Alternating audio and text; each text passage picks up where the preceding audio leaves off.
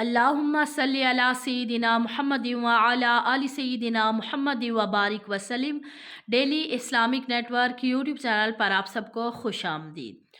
آج کی ویڈیو انشاءاللہ تعالی میری تمام بہنوں کے لیے بہت ہی خاص ہونے والی ہے، رمضان المبارک کے استقبال کے حوالے سے، کہ ہم دنیا میں کوئی بھی کام ہوتا ہے تو ہم کیا کرتے ہیں، اس کے استقبال کی تیاریاں کرتے ہیں، تو کیوں نہ ہم رمضان المبارک کے استقبال کی تیاریاں بھی کریں انشاءاللہ تعالی۔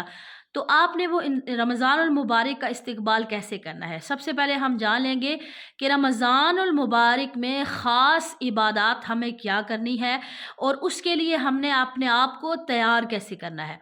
تو رمضان المبارک میں جیسا کہ سب کو پتہ ہے کہ روزہ رکھتے ہیں رمضان المبارک میں، جو ہر عاقل بالغ مرد عورت مسلمان پر روزہ رکھنا فرض ہے۔ اس کے بعد پھر ہم کیا کرتے ہیں کہ جو سب سے بڑی مین عبادت ہے، تراویح کی نماز ادا کرتے ہیں۔ تراویح کی نماز سنت مؤکدہ ہے، جس کو جان بوجھ کر بغیر کسی شرعی عذر کے نہیں چھوڑ سکتے۔ نمبر 3 پر ہم کیا کرتے ہیں کہ اس رمضان المبارک میں، بلکہ ہر رمضان المبارک میں ہماری ایک بڑی پیاری روٹین بن جاتی ہے، ہر گھر میں رونق ہوتی ہے، اور جیسے ہی رمضان المبارک کا مہینہ ختم ہوتا ہے تو ہر انسان اس پہ جو روٹین بنی ہوتی ہے، نہ صرف بڑے بلکہ بچے بھی اس کو بہت مس کرتے ہیں۔ باقی بے شک آپ باقی عام دنوں میں اپنی روٹین کو جیسا بھی بنا لیں، لیکن رمضان المبارک میں جو انسان کی روٹین بنی ہوتی ہے وہ عام کبھی بھی کسی دن میں انسان کی روٹین نہیں بن سکتی۔ تو رمضان المبارک کے استقبال کے لیے سب سے پہلے آپ نے کیا کرنا ہے کہ اپنے گھر کو ڈیپ کلیننگ کر لینی ہے، تاکہ جیسے ہی رمضان المبارک آئے تو آپ کو کسی قسم کی پریشانی کا سامنا نہ کرنا پڑے، اور آپ کیا کریں کہ اپنی عبادت کی طرف زیادہ توجہ مرکوز رکھ سکیں۔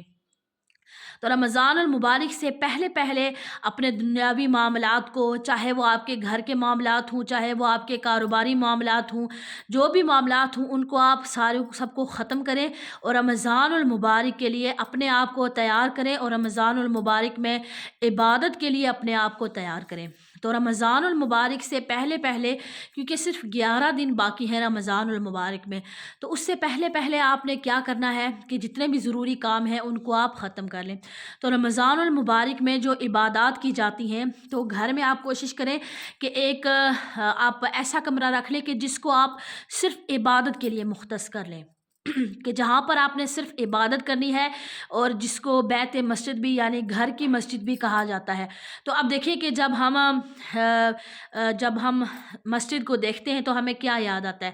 اللہ کی یاد آتی ہے، ہمیں یہ ذہن میں آتا ہے کہ یہاں پر جا کر ہم نماز پڑھتے ہیں، سارے معاملات۔ تو اسی طرح گھر میں بھی کیا کریں کہ ایک کمرہ اپنا خاص مختص کر لیں، کہ جس میں آپ جائے نماز بچھائیں، قرآن پاک رکھیں، احادیث کی بکس رکھیں، تسبیحات رکھیں، اور اس کمرے کو صرف عبادت کے لیے مختص کریں۔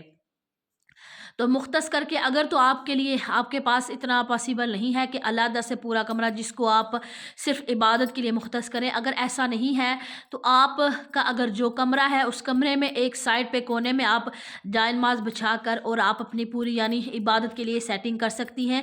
اس کا فائدہ یہ ہوگا کہ جب بھی آپ بیت مسجد یعنی گھر کی مسجد کو دیکھیں گی تو آپ کے ذہن میں فوراً آئے گا کہ میں عبادت کر لوں۔ تو جیسے ہی آپ کو ٹائم ملے، کیونکہ آپ کے رمضان المبارک کے دنوں میں دن کو کوئی کچن کے کام وغیرہ تو نہیں کرنے پڑتے، تو جیسے ہی آپ کو فری ٹائم ملے آپ اپنے گھر کی مسجد میں جا کر بیٹھ جائیں، اور وہاں پر بیٹھ کر تو نفلی عبادت کریں۔ اگر آپ روزے سے ہیں اور آپ کو تھکاوٹ ہو جاتی ہے، یا آپ کو بھوک پیاس زیادہ ہے، آپ میں ہمت نہیں ہے کہ آپ یعنی نفلی عبادات زیادہ کر سکیں، وہ رات کے لیے آپ مختص کر لیں، اور دن میں آپ قرآن پاک کی تلاوت کریں، تسبیحات کریں، آرام سکون سے بیٹھ کر قرآن پاک کی تلاوت ہی کرنا ہوتی ہے، تو اس میں کون سی تھکاوٹ ہے؟ تو آپ نے کیا کرنا ہے کہ اپنے جو گھر کی مسجد ہے، بیت مسجد جس کو کہا جاتا ہے، وہاں پر آپ نے بیٹھ کر، تاکہ جب بھی آپ اس کو دیکھیں تو آپ کو اللہ کی یاد آئے، اور وہاں پر آپ نے قرآن پاک بھی رکھا ہو، اور جیسے ہی آپ کے پاس فری ٹائم ہو آپ نماز کے لیے تو جائیں گی، لیکن وہاں پر جب آپ کے تسبیح پڑھی ہوگی، وہاں پر جب آپ قرآن پاک آپ کا رکھا ہوگا، احادیث کی بکس ہوں گی، تو آپ کو دیکھ کر دل کرے گا پڑھنے کا۔ तो आपने सामने सामने रखना है ताकि आप उसको पढ़ें। ऐसा नहीं है कि इतनी ऊंची जगह रख दें कुरान पाक के आपका हाथ ही ना पहुंचे, बल्कि सामने रखें आराम सुकून से, ताकि आप वहाँ पर बैठकर कुरान पाक की तिलावत करें। और तस्बीहात भी वहाँ पर रखें, 1-2 तस्बीहें रख लें और तस्बीह पढ़ें, जाए नमाज भी रखें। यानी एक पूरी आप एक कमरे के कोने में भी ये सेटिंग कर सकती हैं, ताकि आप जब भी जैसे आपको फ्री टाइम मिले फ़ौरन कुरान पाक आपने उठाया और पढ़ना शुरू कर दिया। और सबसे बेहतरीन तरीका यह है कि आप ज़्यादा से ज़्यादा अहादीस को याद करें और अहादीस को याद करके उस पर अमल करें और कुरान पाक की तिलावत भी करें ज़्यादा से ज़्यादा। तो इस चीज़ की आपने बहुत ज़्यादा कोशिश करनी है इंशाअल्लाह ताला। तो रमज़ान अल मुबारक से पहले पहले घर में एक मस्जिद बना लें और वहाँ पर ज़िक्र व अज़कार। अच्छा, आजकल बहुत ज़्यादा ख़वातीन क्या करती हैं कि कुछ फूड आइटम्स जो है वो फ्रीज़ कर देना, जैसे सब्ज़ियाँ वगैरह हैं उनको काट कूट कर तो फ्रीज़ कर लेना, ये भी अच्छी बात है। चले ख़वातीन के लिए आसानी हो जाती है कि कुछ इतना आप फूड आइटम अपने पास रख लें, फ्रीज़ कर लें कि बाद में आपको कुछ दिन रमज़ान मुबारक आपको टेंशन ना हो और आप ज़्यादा से ज़्यादा, अगर आपका ये मकसद होगा कि हम ज़्यादा से ज़्यादा इबादत कर सकें, तो फिर आप जो काम करें ये भी आपका इबादत बन जाएगा। यानी अगर कोई बहन ये सोचती है कि मैं किचन का काम या कुछ फूड आइटम बना कर रख दूँ ताकि रमज़ान में मेरे लिए ईजी हो जाए और मैं बैठ कर अल्लाह की इबादत कर सकूँ, जो आप काम कर रही हैं वो आपका काम इबादत बन जाएगा। क्योंकि इस्लाम में हमारा जितने भी अमाल हैं वो नीयतों पर हैं। जैसा कि एक सहाबी, 2 सहाबी उन्होंने घर बनाया तो एक दोनों ने रोशनदान रखा। अब दोनों के घर में रोशनदान से हवा भी आ रही है और रोशनी भी आ रही है और वहाँ से अज़ान की आवाज़ भी आ रही है, लेकिन एक सहाबी ने नियत की कि मैंने रोशनदान इस वजह से रखा है ताकि मस्जिद के सामने से अज़ान की आवाज़ मुझे आती रहे। तो अब उन्होंने नियत ये रखी थी रोशनदान इस वजह से रखा। अब ऐसा नहीं कि उनके घर में रोशनी नहीं आएगी या हवा नहीं आएगी, हवा भी आएगी, उन्हें रोशनी भी आएगी, लेकिन उन्हें जो नियत की थी उन्होंने अच्छी नियत, वो उस अच्छी नियत का उन्हें सवाब मिल जाएगा। तो नियत अच्छी रखनी है इंशाअल्लाह ताला। नियत की बिना पर भी अल्लाह पाक इतना मेहरबान है कि हमें नियत की बिना पर भी अल्लाह ताला हमें सवाब अता कर देता है। मेराज की शब जब नबी करीम सल्लल्लाहु अलैहि वसल्लम जब अल्लाह तबारक व तआला से मुलाकात की तो अल्लाह ताला ने एक ख़ास तोहफ़ा अता किया नबी पाक अलैहिस्सलातु वस्सलाम को। अल्लाह ताला ने फरमाया कि अगर आपकी उम्मत में से कोई नेकी का इरादा करेगा, सिर्फ नेकी का इरादा करेगा, तो उसे एक नेकी अता कर दी जाएगी, लेकिन जब वो नेकी पर अमल करेगा तो उसे 10 नेकियां मिलेंगी। लेकिन अगर कोई इंसान बुराई का यानी गुनाह का इरादा करेगा, सिर्फ इरादा, तो उस इंसान को गुनाह नहीं मिलेगा। लेकिन जब वो उस गुनाह पर अमल करेगा तो उसके नामामाल में एक गुनाह लिखा जाएगा। तो हमारा रब कितना करीम है हमारे लिए कि अल्लाह ताला हमारे लिए कितनी आसानियाँ करता है, माशाअल्लाह। तो रमज़ानुल मुबारक से पहले पहले इबादत, रमज़ानुल मुबारक में जो इबादत की जाती हैं उनके लिए कमर कस लें और नियतें कर लें कि हमने ये काम करना है और हर हाल में करना है।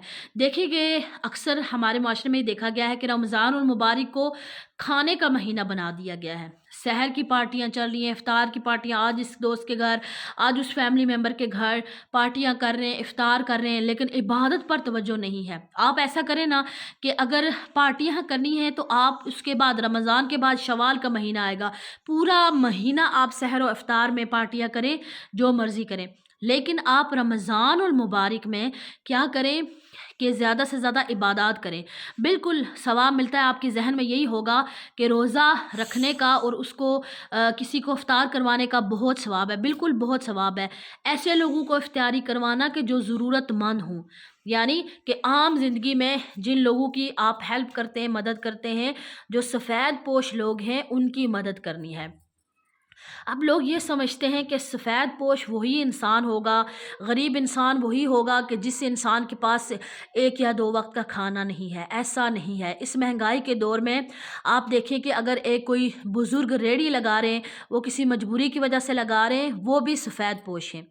कहीं पर आप जा रहे हैं कि किसी जगह पर चाहे वो बैंक है, स्कूल है, ऑफिस है, कोई भी किसी का घर है, वहाँ पर कोई सिक्योरिटी गार्ड है जो चंद हज़ार रुपये महाना लेकर तो उस घर की या ऑफिस की या स्कूल की या किसी भी बिल्डिंग की जो चौकीदारी कर रहा है, वो भी सफ़ेद पोश है।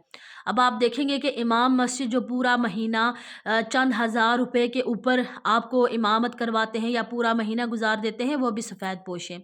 और इसी तरह कितने ही लोग जो जैसे प्राइवेट स्कूल टीचर हैं, हम लोग ये समझते हैं ना कि ये प्राइवेट स्कूल टीचर हैं, इनको तो तनख्वाह मिलती है, ये तो यानी इनके हालात अच्छे होंगे, ऐसा हरगिज़ नहीं है।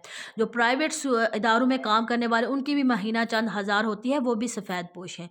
तो ऐसे लोगों को भी इफ्तारी करवाएं और उनको बेहतर है कि सामान मुहैया किया जाए कि जिससे वो क्या करें कि इफ्तारी कर सकें। तो अक्सर लोग अब जो जैसे मैंने पहले कहा कि अफ्तार में शहर में पार्टी चल रही है, वो वही अपने जो सोशल सर्कल है, अपने जैसे लोगों को इफ्तारी करवाना, उनमें फिर बांटना, फिर कभी एक के घर कभी दूसरे के घर, तो वो यही काम कर रहे होते हैं जिसमें गरीबों का कोई ध्यान नहीं होता। तो कोशिश की जाए कि जितने भी गरीब और मुस्तहिक लोग हैं, सबसे पहले अपने जो करीबी लोग हैं, करीबी जो आपके बहुत ज़्यादा करीब हैं, उनको देखा जाए। आपके रिश्तेदार हैं, पहले उनको देखा जाए। जो सफ़ेद पोश हैं, उनकी मदद की जाए।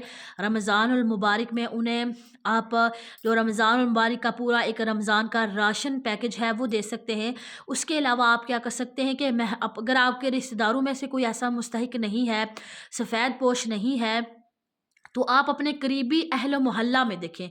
हर बंदा जब जो भी थोड़े ठीक हैं, जो यानी इतना अफ़ोर्ड कर सकते हैं कि किसी दूसरे की मदद कर सकें, तो हर इंसान जब अपने मोहल्ले में, अपने करीबी रिश्तेदारों में देखने की कोशिश करे, जब लोगों की हेल्प करेगा, तो फिर बाकी बाहर जाने की आपको ज़रूरत ही नहीं है। हर बंदा जब अपने इलाके में देखे, उसके बाद फिर क्या करें कि बाहर के इलाकों में जाएँ और वहाँ पर इमदाद करें। तो लोग अक्सर क्या करते हैं कि डोनेशन के जो बाहर ममालिक वाले लोग हैं, स्पेशली बाहर ममालिक में रहने वाले जितनी भी मेरी बहनें हैं, मेरे भाई हैं, अच्छा वो लोग क्या करते हैं कि इधर डोनेशन दे दिया, उधर दे दिया, इधर ठीक है वो कंपनीज पहुंचाती हैं, लेकिन जो चीज़ आप अपने हाथ से देंगे उसका अजर और उसका सुकून आपको अलहदा से ही मिलेगा। वो इस वजह से दे रहे होते हैं कि आसानी से हमने उनको डोनेशन दे दिया, तो अब हमारे सर से जो एक है फ़र्ज़, वो उतर गया, वो अदा हो गया। तो अब जैसे रमज़ानुल मुबारक में आपने फ़ितराना तो देना है, तो आप अपने इस्तिताअत के मुताबिक सदका फ़ितर निकालें और वो मुस्तहिकीन तक आप यानी जैसे ही रमज़ानुल मुबारक का 1 या 2 तारीख़ आए, तो आप पहले अशरे में ही कोशिश करें दे दें गरीब लोगों को, ताकि गरीब लोग क्या करें कि उससे अपने रमज़ानुल मुबारक को अच्छे से गुजार सकें। और इसी तरह ईदैन में भी, ईद से पहले भी मदद करें, ताकि जो गरीब लोग हैं वो अपने बच्चों के लिए कपड़े बनवा सकें और अपने बच्चों के जो खर्चात हैं वो अफोर्ड कर सकें। मुझे उम्मीद है कि आज की वीडियो आपको समझ में आ गई होगी, और अगर वीडियो अच्छी लगे इसको लाइक और शेयर करना मत भूलिएगा। अस्सलामु अलैकुम वरहमतुल्लाहि वबरकातुहू।